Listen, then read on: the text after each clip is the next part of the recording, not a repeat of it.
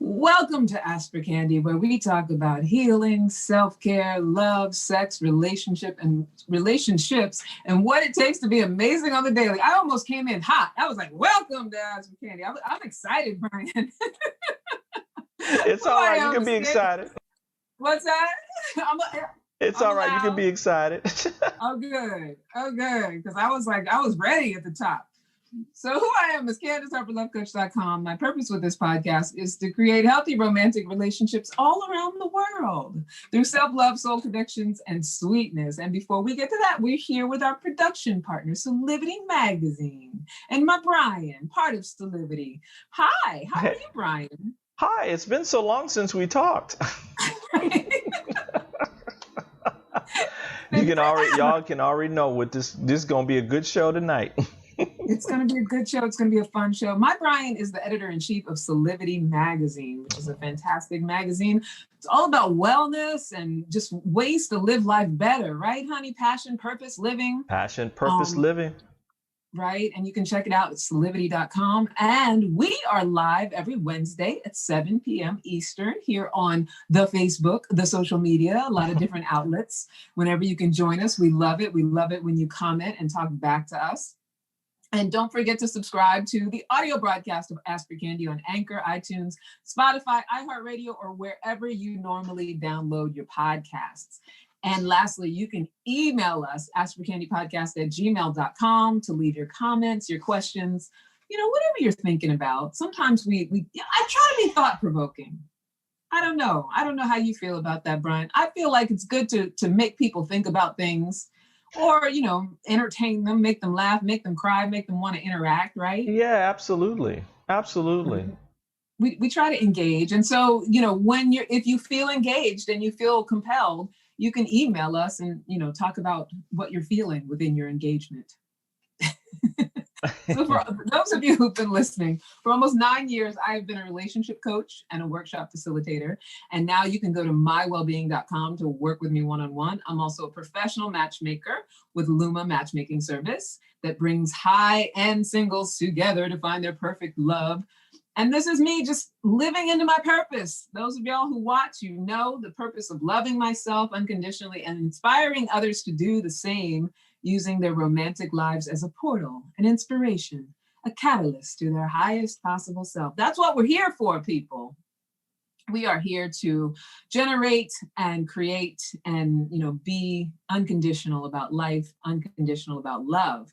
Now, relationship coaching is my zone of genius. And the best part about it is that week to week, I get to grow and learn as I interact with hundreds of people on their journey from caterpillar to butterfly, the evolution from wherever they are to wherever they want to be. And interestingly enough, it's not always, there's this narrative that it's just, get a man, get a wife, get a somebody. That is not always the evolution of love. Sometimes the evolution is just to get yourself. And so that is a big part of my coaching as well.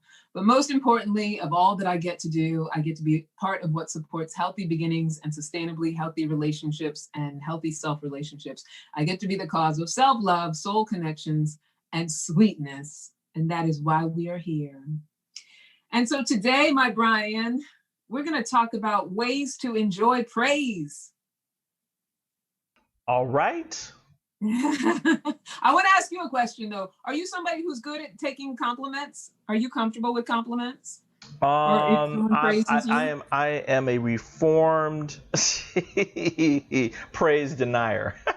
Are you? Well, I won't say praise denier. It's more about like early in my life, I was taught to be dangerously humble. Yeah. Right. That humility meant that you didn't accept compliments. Yeah. Or at least you didn't accept them fully. The meek will inherit the earth. That kind of thing. Yes. But you have to be a little bit humble. Mm-hmm. Mm-hmm. Don't Right? get big. Don't get bigger than your britches. I love that you mentioned that too, but that you mentioned the meek will inherit the earth, that you got biblical with it, because that's the first thing I was thinking that people would go to with the word praise. And I even wrote in my notes, hallelujah, amen, praise the Lord, because that's what we often associate with, with praise, right? Right. That kind of like worship thing. And I think that for those of us who, I can't speak for other major religions, but those of us who are raised in the Christian faith, there is this thing about, because you don't want to, we don't want idolatry, and you're not supposed to think that you're as great as God. Correct. And Correct. Yeah, like we're supposed to be worshipful as far as how we're raised in the church. And that's what praise is all about. And I think that's the association that a lot of people have when it comes to praise. And exactly like what you were saying, it instantly makes us want to go into humility. Correct. That's or it. Or humble, right? That's it. That's right. It. And I think of like growing up in a Baptist church and the choir singing and a loud, sweaty preacher laying down the word until it's unintelligible. And the whole house is rocking with organ sounds and shouts of agreement. It's loud, it's ritualistic, and at times it can be incredibly moving because there's like this shared energy, releasing of strife, people expressing their love for God and all of that. And when you think of it on that scale, it can seem a little overwhelming. Yeah, it can. Right? Yeah, it can. And I think that over time with, my own journey, I've been able to accept. I've been able to hear it and accept praise more. Yeah. You Like as know, you get more and more in touch with yourself, and I think also with our deservedness, right? Or with right. our worthiness, I It feel is like. much easier for me to give it than to receive it. I'll put it that way. Oh, that's interesting. Well, we're going to talk about that as well, Right. the giving of it and the importance of that. And so then the other end of praise, a lot of times I think, sometimes it's just textual. Like if you think of like restaurant reviews and like like the feedback that I get after I matchmake a couple or something like that, it's very like textual, and it's very, it's for workability, and it has like a quietness to it on the other end of the spectrum, right? Absolutely. Yeah.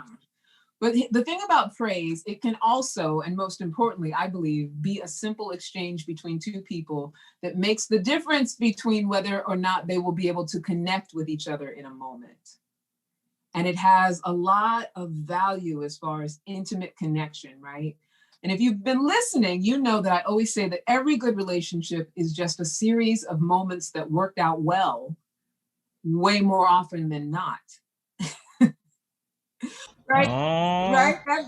Every good mm. relationship, if you look back on it, it was a series of moments that it worked out well more often than it didn't work out well. And so part of that is this exchange of appreciation and acknowledgement and praise, and what that can mean in a relationship. Also, how to balance it with, self-love and not needing it from somebody, not being demanding of it, right?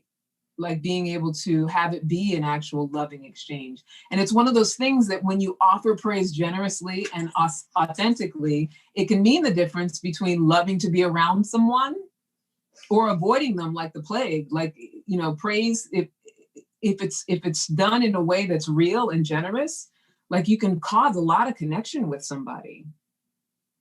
Of course, you want to be authentic around it. Like we're not talking about blowing smoke up somebody's bum. Yeah, yeah, that's no, yeah.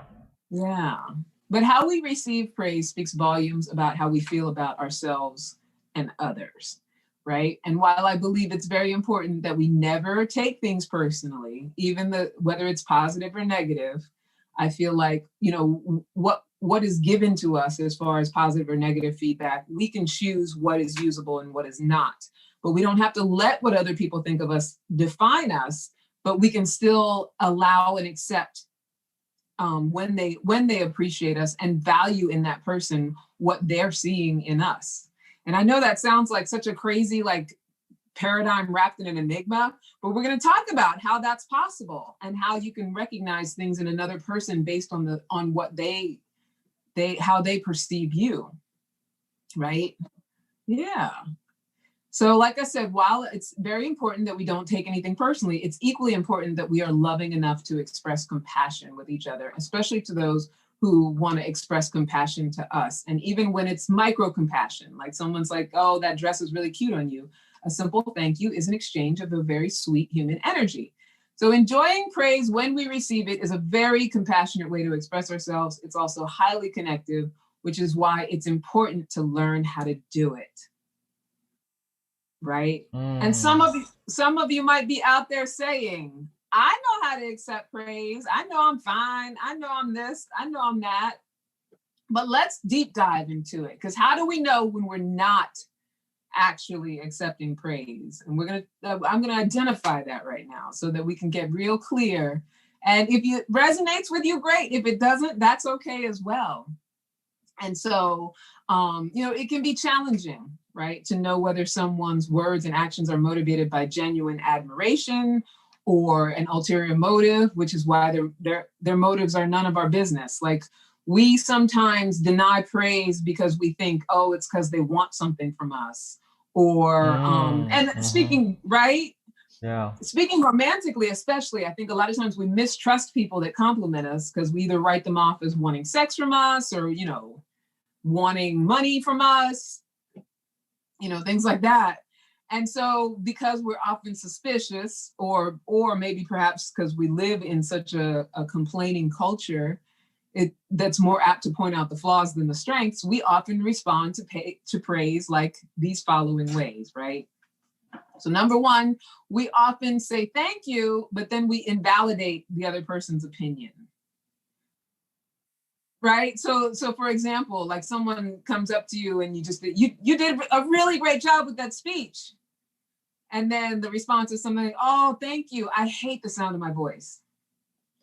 So here's the thing about it. There's nothing wrong. It doesn't make you a bad person if that's the way that you respond, but it's irresponsible in the sense that when someone is there to give you that honor, to give you that praise, that appreciation, the moment that you negate it or, insult yourself or put yourself down, you're putting that person in an awkward position of, your perception is not right. Wow. You're basically telling them their perception is off, right? Yeah. And there's nothing wrong in it. It just, there's no connection in it. So when we're talking about creating love and connection and wanting to know people on a deeper and an intimate level, you want to be aware of, like, if someone has something nice to say that's showing you appreciation, if you negate it, you are cutting off an opportunity for an intimacy with that person, to, validate their opinion or to receive their perception, to value what they have to say. The moment you go into humble mode and like discount it, you've taken the value out of what they've said to you. Okay. Right? What do you think about that, Brian? Can you think of instances? Because that was a big Well, I mean, I think you just nailed how I was back in the day. Yeah. Where it's like, yeah, I think that early in my life, especially learning that not to accept praise, right? Which is basically what it was. I think the deeper meaning of that was, for me, was that you internalize it and you're basically saying to yourself, you're not worthy of that praise. Totally. And so you don't. So if a person actually is being loving and supportive and saying, hey, this was a really, really good job, or you really look nice today, or, that kind of thing, you don't take it in because you don't feel that you're worthy of it. Yeah. And sometimes too, you can tell me if you felt this, but I have felt this in the past where you're almost fearful of it. Like it sets expectation on you or something. Yeah. I think, I felt that way. And I think another part of it is that, that you do want it and that you're scared of actually receiving it. And then the opposite happens where it gets taken away or your heart gets broken because of allowing yourself to be vulnerable enough to feel that kind of love from someone, right? Yeah, like it almost feels fleeting. It goes away. Exactly. You don't attach yourself to it. Yeah. Yep, exactly. Yeah. So, and another way we do that is that we don't even say thank you, and we just get right to the invalidating of the other person. So someone comes up, you did a really great job with that speech, and you say something like, well, did I? I thought I sounded weird and I forgot all my notes. Like you question them, you question their appreciation of you. And it's just, it cuts off the intimacy. Same thing, whether you say thank you or not, as soon as you invalidate how that person feels, and for the reasons that Brian and I was talking about, and maybe more, if you can think of some reasons for why you've ever deflected someone's praise, it usually comes down to just being in a moment and cutting off that opportunity to actually connect. Another way we do it is that we don't even hear it at all. Right? So we're often so busy expecting criticism, because that's pretty often what we hear, that the praise just goes right over our head, right? So like, think of instances, especially in relationships, I think, right? So you look really fantastic tonight. And the response is, I've gained so much weight. This dress isn't even fitting right. You get what I'm saying? Oh, baby, you look so lovely. I feel no, fat. no. I'm fat. Yeah, I'm so fat today. I don't feel good. I'm bloated. It's that instant negation of any sort of like building up or love, and then turning around and being like, oh, you don't support me. You know what I mean? Right. You never tell me I'm beautiful. Right. Well, every time I do, you tell me you're ugly. Yeah, right. Right. And I think that we often do that, not just, I don't want to genderize it and just make it women, but a lot of times we do often, we let the compliments just blow by. We look for the criticisms, and that's what we highlight and focus on. And then we start to tell a story of, you never make me feel good about myself, or you never compliment me, because we don't hear it. We don't hear the praise. We don't allow it. Right. I'm glad that you said the gender thing, because men do this, where as much as, and I think a lot of times both men and women do the comparison thing.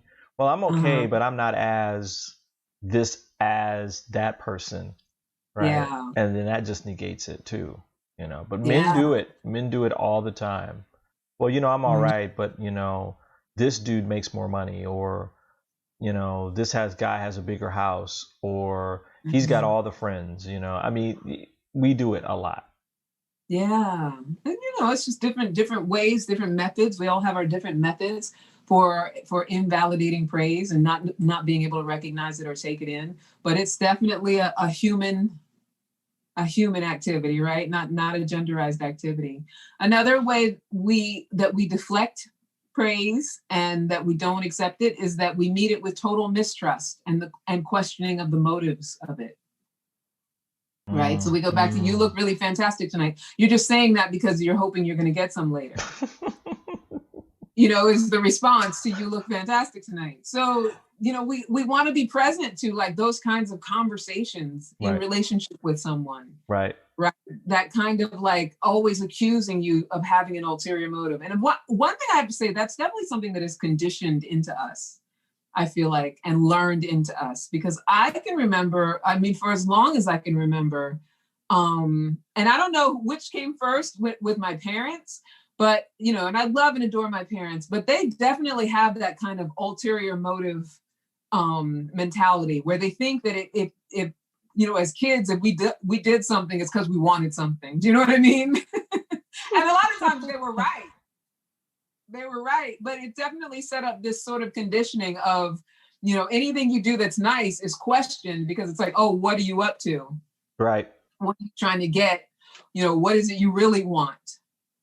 Right. And I think that that's a common cultural thing within families. And once your family has conditioned you to be someone who always expects it to have an ulterior motive, it's really hard to take in praise under those circumstances. Oh, yeah. Because you're thinking, right? Like, what is it? What's your game? Like, what are you trying to get from me? Like, yeah. So that's another way that we deflect it. And then another way we deflect it is we do and say things in the hopes of eliciting it. So when we decide that we got to have it, especially from one particular person, and then we try to get it out of them, right? So we're in a state of begging for it. We're trying to humble brag, or we're pretending self-deprecation, like, oh, I feel so ugly today, whatever. And I feel like this is a big social media thing that people do often, where they'll, younger people mostly, but they'll post something and then put some kind of humble brag that kind of like begs a compliment, or begs praise. When in fact, I think that when we do that, we're actually, we're really deflecting valuable praise, because in a space of feeling a lack of it, that little hit that we get of it, it's almost like a drug fiend, like a dope fiend. Like you get that hit, maybe, especially on social media, or your boyfriend or your girlfriend might say, oh, no, baby, you're great. You look fantastic. Or your husband or your wife. But that hit wears right off. And then you got to try for another one. Right. When you're looking to get it, you're looking to elicit it. You don't value it because it's not something that was organically given to you. You're sort of manipulating it out of another person. Right. Have you ever done anything like that, Brian, that you're willing to admit? Cricket. No, actually, right. No. I mean, having studied human behavior, specifically like on social media too, that is like very, very prevalent more and more now. I mean, people are, finding social media to be the place for them to get strokes and that kind of thing. And I'm not talking about like letting people know about, hey, I just got this promotion, or hey, I've gone to this great place and I just wanted to share the experience with you. That kind of thing. I'm talking about where people are posting consistently and constantly about themselves in a way where it's like, doesn't this outfit look great? Or, don't you wish you could be here? I mean, that kind of stuff. And it's like at that Yeah. point, it's all about them fishing for, or I would call artificial praise at that point. Yeah, like looking for that approval. And Mm-hmm. here's the thing too. I mean, like, I don't think there's anything wrong with, like you said, I don't think there's anything wrong with, posting things that are valuable to you and your successes and things like that. I love to post a good fashion selfie. I'm one of those people who will post to praise myself. Well, I mean, Like just for the fun, or like, look at my outfit or whatever. But I think that when it's coming from a mindset of, I need this validation, I'm looking for likes, I'm looking for somebody to give back to me, whether it's on social media or if it's in a relationship with someone, it just, it's that we sense a lack, like that we are perceiving a lack of it. And so when we, with anything, perceive a lack of something, we actually resist having it come in.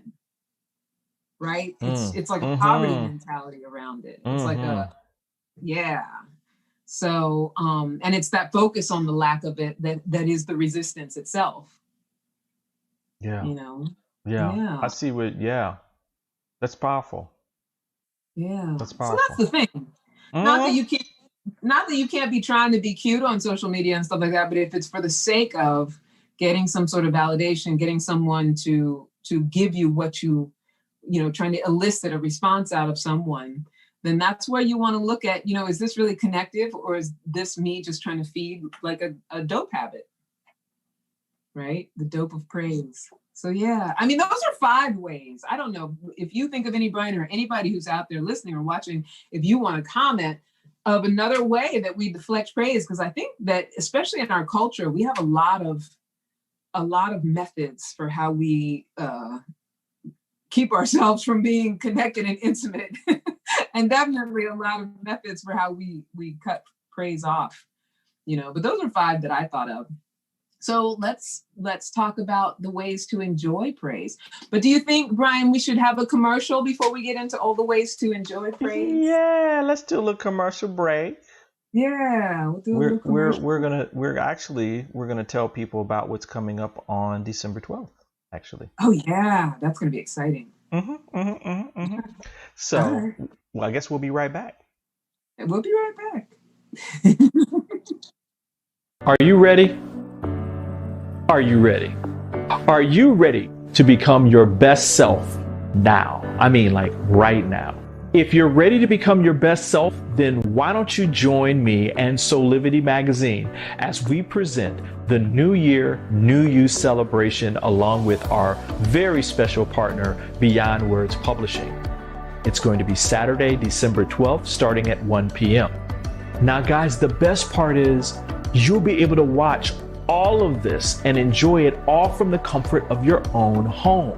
I mean, you'll be able to watch all of these amazing people share their gifts and thoughts about how to close out this year and begin the next year with light, love, and power. I mean, how cool is that? And you're going to be able to walk into 2021 with freshness and some spirit and, of course, inspiration. You do not want to miss this incredible event. We'll see you then.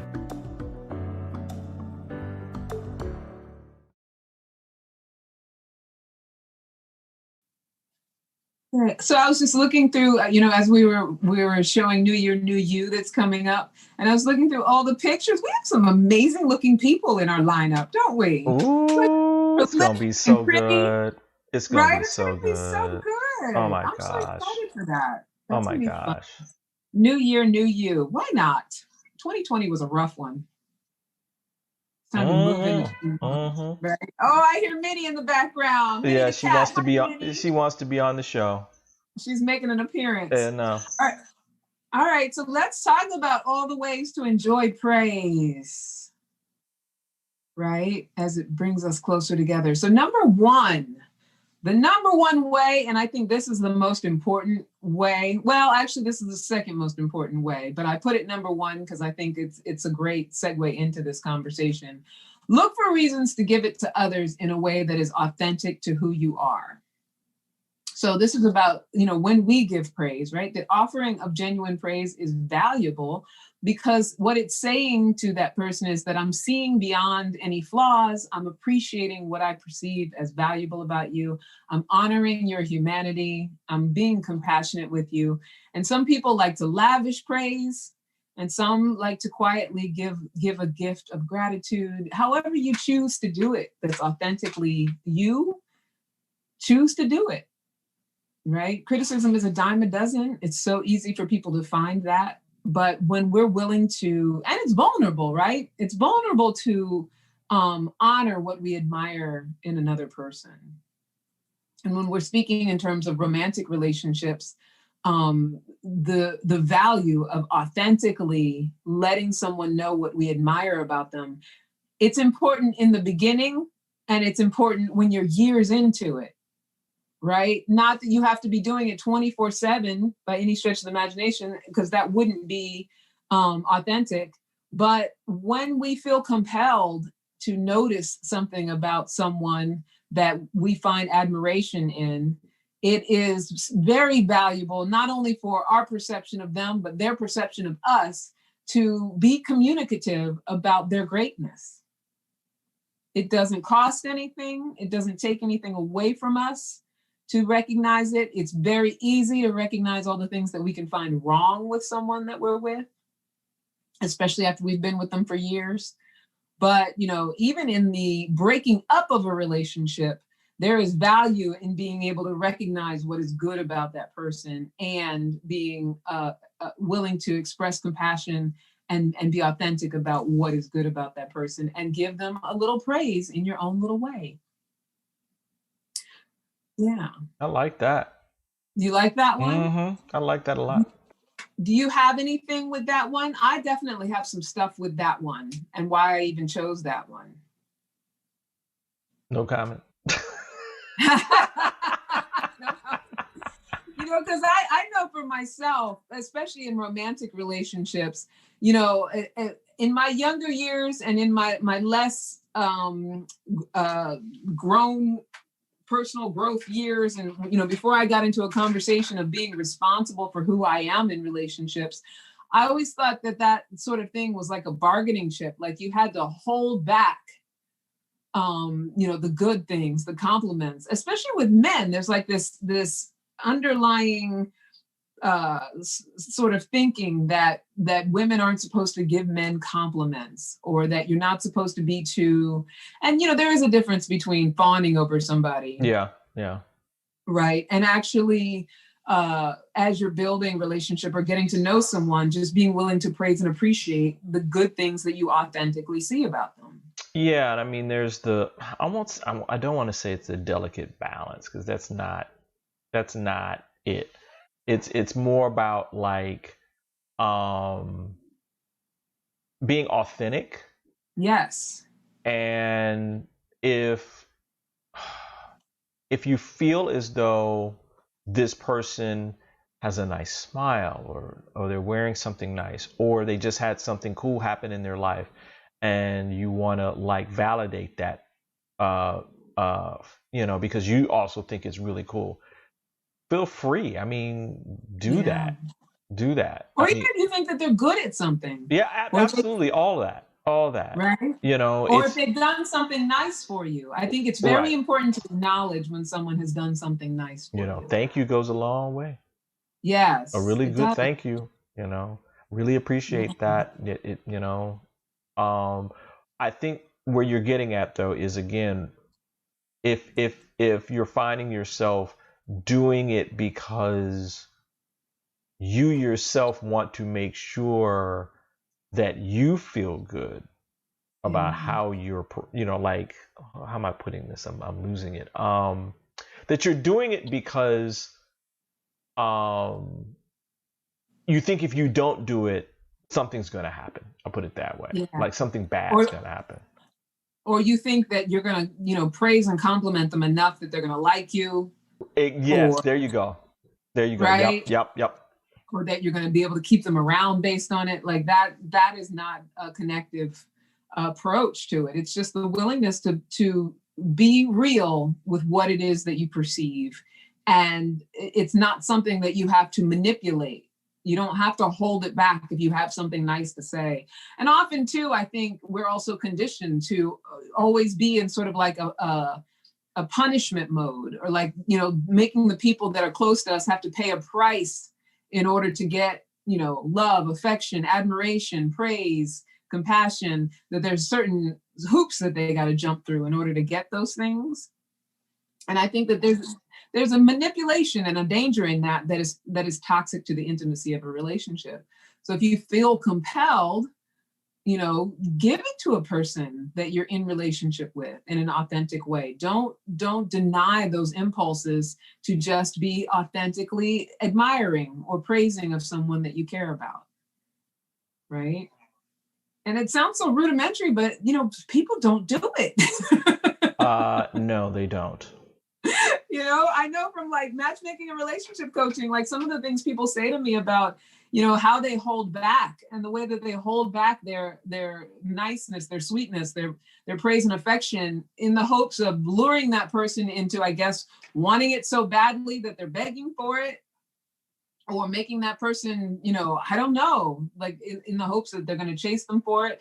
And I definitely thought that, part of what you did as someone in a long-term relationship, specifically a woman in a long-term relationship, is hold it out like a bag of cookies. Like, here, you get a little bit, or, yeah. Here, you can have this little bit. For the most part, I'm going to be criticizing you, but here's a little bit. You can have a little bit of sweetness. And as time goes by, that little bit starts to get less and less, because we start to focus on, strictly the negative, because what we focus on grows. Wow. Yeah. Yeah. So number 2, return praise with gratitude and appreciation. So there is nothing that says that you have to meet another person at their level of admiration for you, right? I think sometimes when it comes to praise, it's like what we were talking about earlier, Brian, about feeling worthy of it, but also, feeling like you're now on some sort of pedestal. There's some pressure to be good enough for it, and a lot of times that can elicit feeling like we have to return in kind. Right. And to the level of whatever someone has given us. So if someone shows us a lot of gratitude and appreciation, or compliments us, or gives us a lot of praise with something, that we feel like we have to meet their level. But really, it's just the willingness to just validate their efforts and to say thank you.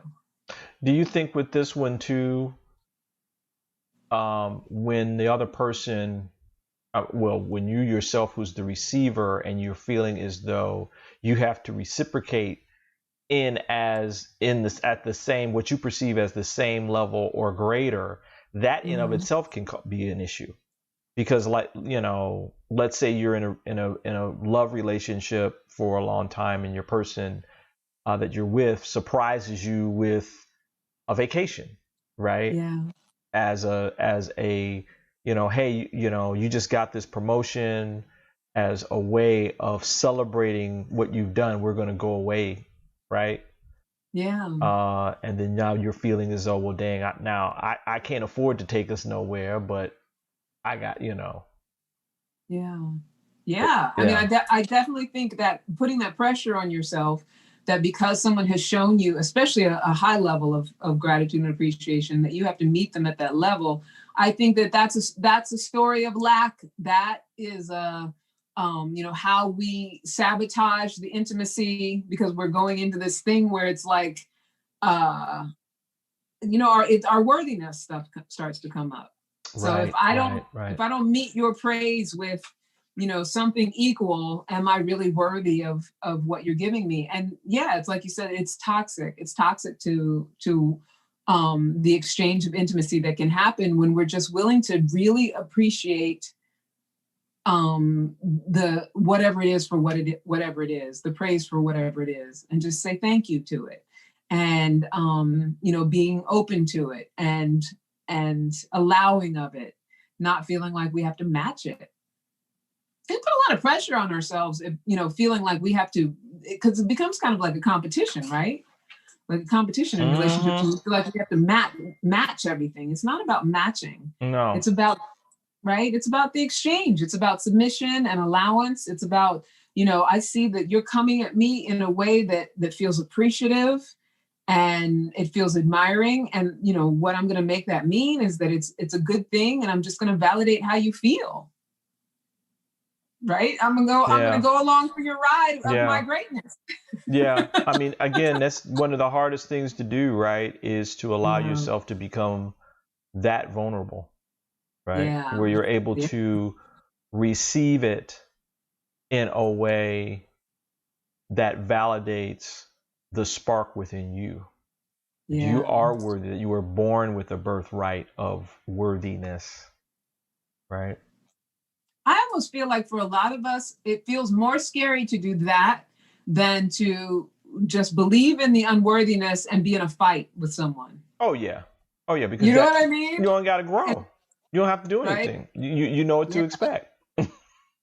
It feels comfortable to be in my unworthiness story and to be fighting and to, deflect and not accept your praise and, make it a problem rather than what it is. Like when that feels comfortable to us, and by comfortable, I mean, it's what we're used to. And that usually comes from whatever our family experience is, that it feels a lot easier than being able to just accept that you are honoring me. It's so important that we honor each other. Honoring each other is it's invaluable. Like there is nothing that can be traded for that, right? Nada. Especially when it comes to our intimate romantic relationships. And then here's number 3. We give ourselves authentic praise every day. Right? And not like that fake narcissistic, like show off admiration for the benefit of others. I mean, not saying that you can't, of course you can big yourself up. I'm a big believer in that. You can big yourself up in front of anybody, but there has to also be a lot of room for when I'm alone. When I'm alone, am I in the practice of authentic praise of myself? So I know what that feels like. And it's, it's like private praise, right? And it's very like Stuart Smalley affirmations. It's very, cheesy, corny in that way, whatever you want to call it, looking in the mirror saying, I'm good enough, I'm smart enough, people like me, whatever is your mantra around that. It's really important that we are willing to master the art of receiving praise if we want to have intimate relationships with people that are that kind of an exchange, because we have to, it's an action of loving ourselves the way that we want to be loved, right? Mm-hmm. Yeah. Absolutely. Do you have any practices, Brian, that you do? Like, so I don't know, like, I wonder if men are different as far as what feels comfortable to them, as far as like self-love practices and self-praise. Well, I do have some practices around that where, but to even get to it, you have to go through a process of transformation where you allow just being able to feel to be okay, because men aren't taught to feel. In fact, they're taught to avoid that, right? And that the only no, let me correct that. We are taught to feel one thing, any emotions that represent our masculinity.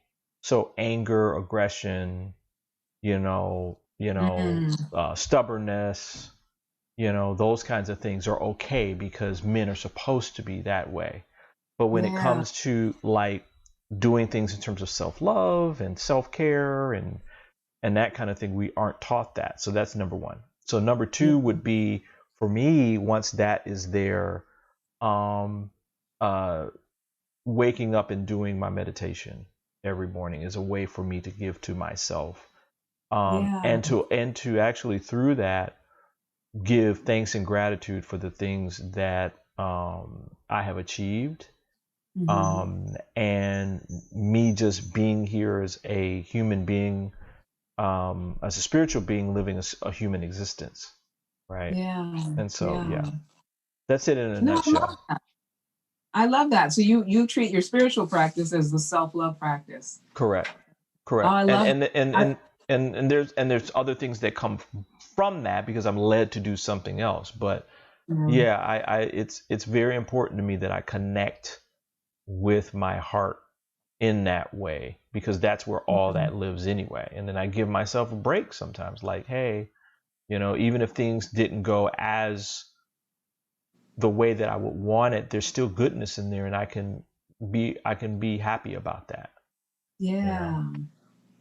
No, I love that. And I do think it's so important. I think it's, when we combine our self-love practice with our spiritual practice, I mean, just the being engaged in our spiritual practice is the act of self-love, right? It is the action, but, being present while we do it, it's really important. That's what we're here for, right? We're here to, be in a state of self-appreciation, and whatever you believe, as far as, whether you are of God or God is in you, or if you don't even believe in God, if you just believe in humanity, like, our existence is valuable and made more valuable by being present to it and being spiritual in our approach to, because we are spirits, right? We always talk about how we're walking around in our human suits.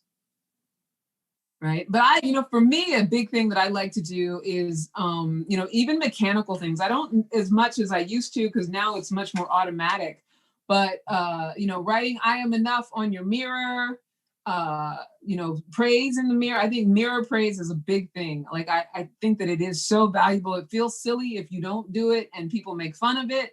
But when you can be alone and look at yourself in the mirror and really do eye-to-eye contact with yourself and really be able to say, I love you just the way that you are. It's so cheesy sounding because people will make fun of it. But being alone and making a regular practice of being aware of how you talk to yourself, and even talking to yourself out loud when you can, and saying things that feel good to you. It's like you are on a cellular level, just giving yourself so much just by being positive and accepting about who you are. And it makes you so much more pliable and able to be in relationship with people.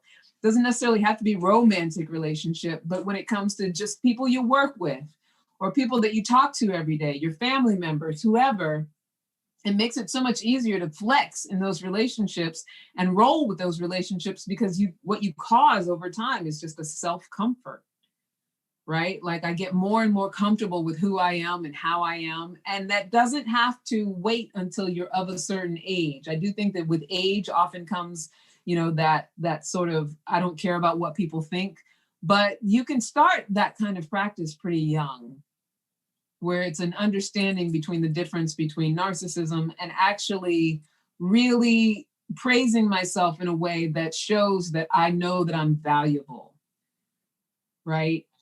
It's like how they say that you teach people how to treat you. The only way to do that is to know how to treat yourself. And by treat yourself, I mean, how you behave with yourself, not necessarily the rewards and the whatever. That's a whole nother road. We could talk about the addictive ways we treat ourselves, right? But the talking to yourself, talk to yourself, tell yourself, because you will respond to yourself. And that's how we improve our relationships with others, is knowing ourselves. Know thyself. That's biblical as well, right? Mm-hmm. Right. Know thyself, and everything else will fix itself. But where's right? that? No, that ain't it. Something like that. Is that the King James version? That know might thyself, be, and everything else will fix itself. That might have been the LeBron, the King James version. Or right. LeBron James version. King LeBron. So number 4, make it mean something that works for you, right? When it comes to praise, ways to enjoy praise, rather than jumping to conclusions about what others say, rather than, what they mean, We benefit by doing our best to take praise at face value without speculating over whatever else it could be about. So we were talking earlier about how we get mistrustful of it sometimes. We think that people are only saying things because they want something from us. Who cares? Right. Who cares? Right. It's none of our business. It's none of our business what their intention is. Yep. If someone is showering us with praise, like I was saying earlier, it doesn't obligate us to meet their praise with any sort of return. If you do feel compelled to do that, then that's great. And it's no problem if they were trying to get something from you, unless you were trying to give them something based on needing something back. Right? So if someone gives you praise, make it mean what you want it to mean that works for you. If it feels good that they've given you that praise, take that on. If it inspires you to want to do something for them, then go ahead and do that. And if that was their only motive, so what? So what? You still get to keep the praise. And if you were doing it because you were hoping, something out of them, then it's going to feel like they bamboozled you. But if you did what you wanted to do out of your own inspiration, your own desire to do it, you haven't lost anything. Does that make sense? Absolutely. Yeah. Like we're so busy, I think, often in someone else's business around, their motives and and a lot of times it does feel like, oh, I've gotten cheated so many times and they were out to get me and all of that stuff. But we are complicit in those situations because this person can only get from you if you were giving to them based on wanting something. Right? But if you were giving to them based on this is what I'm giving to you because it feels good to give to you. If I'm giving to you because you said all the right things, then that's on me. But if you said all the right things and I feel like, okay, I'm going to take that appreciation and praise and I'm going to let that work for me, I'm going to feel really good about it. And that doesn't mean I have to do anything that I don't feel inspired to do for you. But if I choose to be inspired to do it, I can take responsibility for that. Right?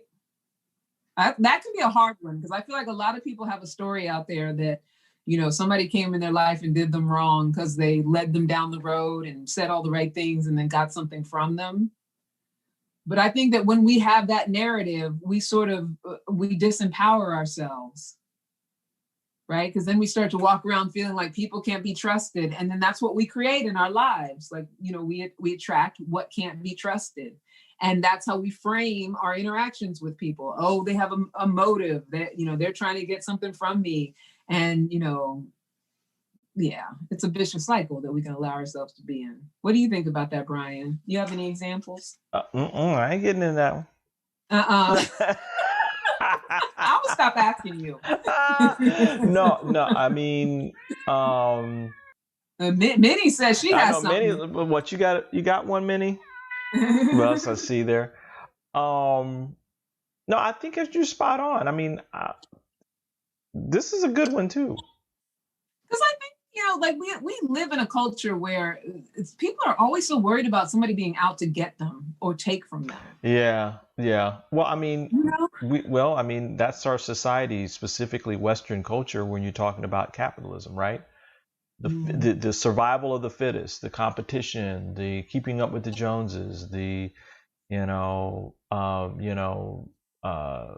especially here in the United States with people are going to want to get what you have and take advantage of you so that they can move ahead. I mean, there's so many other statements that people make about life and living and about other people's motives and that kind of thing. So it goes across the board. Yeah. And I think the reason that it's so common is because that's what we produce. We're complicit in it, and we're always looking at taking, right? Yeah. When you're on top. Or even when you're not. I mean, I know people who have nothing and they think that people are trying to take from them all the time. They always think somebody's on the take, which, it's going to lead into, what I talk about with number 5. How we frame the world is projection. Like we see other people through our own lens of how we see ourselves and who we are. Yeah. And so if I'm walking around with this mistrust and, always feeling like someone's on the take, or their motivation for doing or saying something nice or giving me praise and appreciation is because they're trying to get something, that I'm going to project that onto however the situation plays out. And that's just going to be more evidence for what I believe. Right. And that's what we do societally. You'll get so much co-signing with that. There'll be so many people will be like, yeah, girl, he was just getting your panties. Or, the guys will be like, yeah, just another, gold digger or whatever. We're so entrenched in that conditioning, and no one takes responsibility for, I don't want to say no one, but, culturally, we don't tend to take responsibility for how we are complicit in it, because we only feel lost if there was an expectation that we were going to get. Well, I look at it as the old familiar, once again, striking in how we live our lives, right?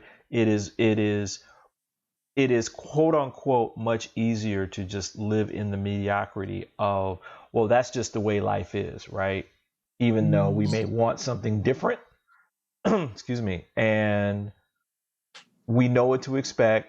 We know, like, if this happens, then this will happen, right? We're used to the quote unquote pain and misery of like just expecting that everybody's going to be out to get them, and that they can't accept praise, nor can they give praise, because it's going to lead to something bad for them. Yeah. But in truth, if they elevate and they rise above the mediocrity, then they'll find that the life is a little different, and it's hard, but it can be better. Yeah. And just let something different in. It's just a willingness to practice. So I hate to say, that you just have to like get over it, but it's just a willingness to question the belief and practice something different.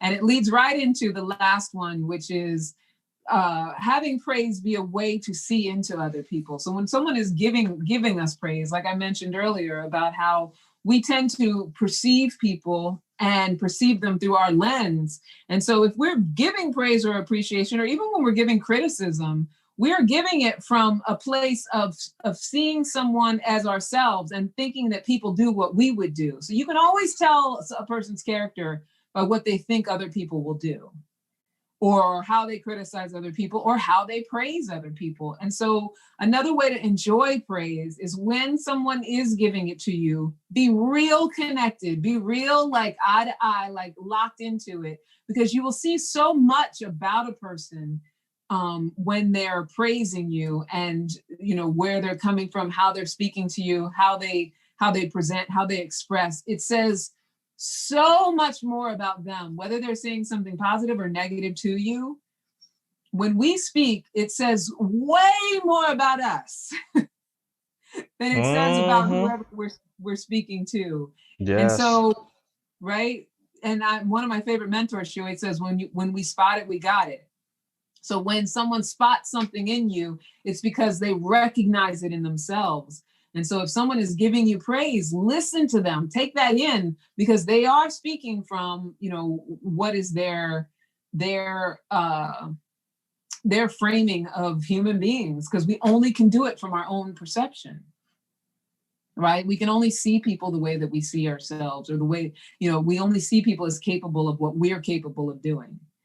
And so, it's just a really good way to know a person based on the praise that they give, how they, and their criticism, however they come at you. But praise in particular is a good way to know how a person is, or who a person is, or how they see themselves.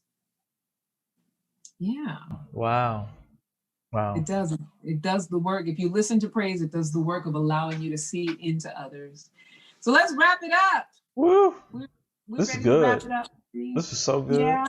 Oh, good. I'm glad, honey. I'm glad. I'm hoping the people out there, if you're listening, just take it in and see what you can do with it. It's all about exploration and trying it on. So the wrap up is this: you are worthy of praise. If nothing else, you are worthy of praise. And I know just saying it doesn't teach it to you, but your willingness to open up to the possibility of your worthiness. You are love personified. The more we make a practice of acknowledging and focusing on praise, the more it will grow. And while we don't have to go around complimenting each other all the time to live in a better world, it's just nice to balance out the negativity, because Lord knows we have that in spades, right? It's, the accepting and the expressing of praise and admiration with another person in an authentic way. It is connective, and it just provides a completely different experience than the opposite, which is to always be in the criticism or to be in the judgment or the looking at what's wrong and focusing on that, and especially in our romantic relationships. And that's that. Wow. It for that one. Ways to enjoy praise. Wow. So, right? I liked that one. I felt like that one, I feel like we could deep dive into that conversation even further, because it does lead to like so many other things, like our brought up all that kind of stuff. It leads to a lot of aspects of life. But you all know, who've been listening, that every Monday night I lead the Epic Healing Circle. And it's a healing circle for women everywhere. Every Monday at 6 p.m. Eastern, we get together, cause personal transformation, when it comes to communication, forgiveness, self-love, mother-daughter relationships, purpose, friendships, all the tools we need to be as big as we were meant to be is what we work on, what we talk about, what we do exercises around, have transformation around. We have some good, deep conversations. And so you can go to Meetup, join our Meetup, the Epic Circle, on meetup.com. Thank you so much, Solidity Magazine, my Brian. You are so welcome. As always, superb. Thank you, my love. Thank you for being here. Thank you for being my married man Deus Ex Machina. Follow us on Instagram. I need a t-shirt with that. I know, right? I'm going to make you one, because I have my Shopify store. I'm going to make you a married man Deus Ex Machina Nice. t-shirt. Instagram at Ask for Candy Podcast, at Candy Love Coach, and at Celebrity Magazine. And don't forget to subscribe to our YouTube channel. And what else? Email us, askforcandypodcast@gmail.com. Until next time, never forget that you are a love machine, my sweetheart. And you are worthy of praise and love. If you ever start to feel like you aren't getting the love you need, just make more and ask for candy. Bye now. Mwah, mwah, mwah. Bye. Love you.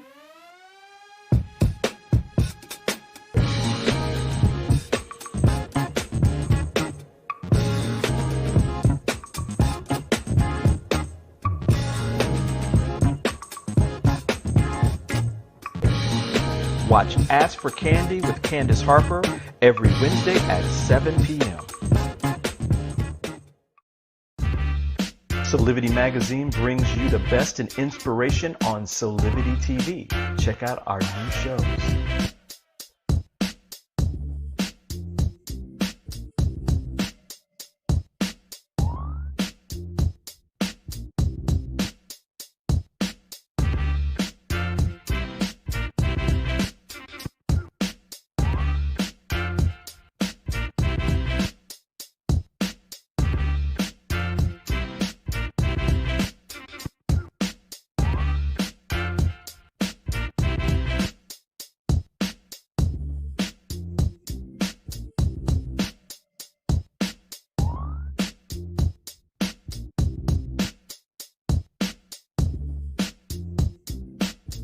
Mark your calendars for Solidity Magazine shows by going to solidity.com now.